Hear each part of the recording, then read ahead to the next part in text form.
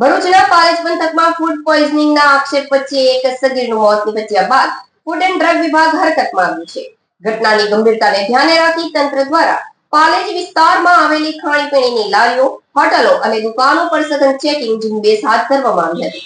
ભરૂચ જિલ્લા ખોરાક અને ઔષધ નિયમન તંત્ર દ્વારા અગમચેતીના ભાગરૂપે પાલેજ પંથકની આશરે 10 જેટલી હોટલો અને ખાણીપીણીની પેઢીઓમાં સરપ્રાઇઝ ચેકિંગ હાથ ધરાયું હતું. તપાસ દરમિયાન અધિકારીઓએ સ્વચ્છતા, ખાદ્ય પદાર્થોની ગુણવત્તા અને સ્ટોરેજ સિસ્ટમની ઝીણવટભરી ચકાસણી કરી હતી.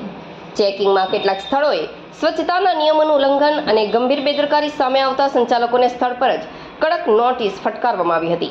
અધિકારીઓએ માનવ સ્વાસ્થ્ય માટે હાનિકારક એવા આ તમામ અખાદ્ય જથ્થાનો તાત્કાલિક યોગ્ય જગ્યાએ નાશ કરાવ્યો હતો. જપ્ત કરાયેલા ખાદ્ય જથ્થામાં ટામેટા, ધાણા અને લસણ જેવા શાકભાજી 10 કિલો, બાફેલા ચણા 2 કિલો, ચિકન ગ્રેવી 1.5 કિલો, બાફેલા રાઈસ 5 કિલો, કાચું ચિકન 3 કિલો, તળેલું તેલ 3 કિલો, 24 નંગ વાસી રોટલી, ચિકન મસાલા 4 kilo, red tikka chicken 7 kilo અને અન્ય 7 કિલો જથ્થો મળી આવ્યો હતો. અધિકારીઓએ તાત્કાલિક ધોરણે આ તમામ અખાદ્ય વસ્તુઓનો યોગ્ય જગ્યાએ નાશ કરાવ્યો હતો. બીજી તરફ ભરૂચ નગરપાલિકા કચેરી સામે આવેલી ઇન્ડિયન બેકરીમાંથી ખરીદેલા પફમાંથી દુર્ગંધ મારતા બટાકાનું શાક નીકળતા ગ્રાહકે ફરિયાદ કરી હતી.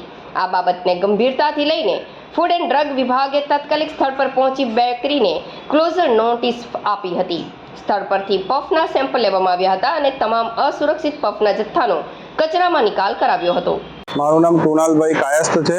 હું 4:15 ગાળામાં આપણે ઇન્ડિયન બેકરી પર પફ ખાવા આવેલો હતો અને એ પફ ખાતા મેં જોયું કે અંદર કંઈક કાળું છે અને પછી એ જોયું તો એ સડેલું બટાકું હતું, જેથી મેં દુકાનદારને કીધું, પરંતુ તે લોકો ખાલી બદલી આપીશું એમ કરીને છૂટા થઈ જવાની વાત કરતા હતા. જેથી મેં ફૂડ એન્ડ સેફ્ટી ઓફિસરને બોલાવેલા અને અત્યારે એ સ્થળ પર આવી ગયેલ છે અને તેઓએ સેમ્પલ પફના લીધેલ છે અને આગળની કાર્યવાહી શરૂ કરેલ છે. બરાબર છે.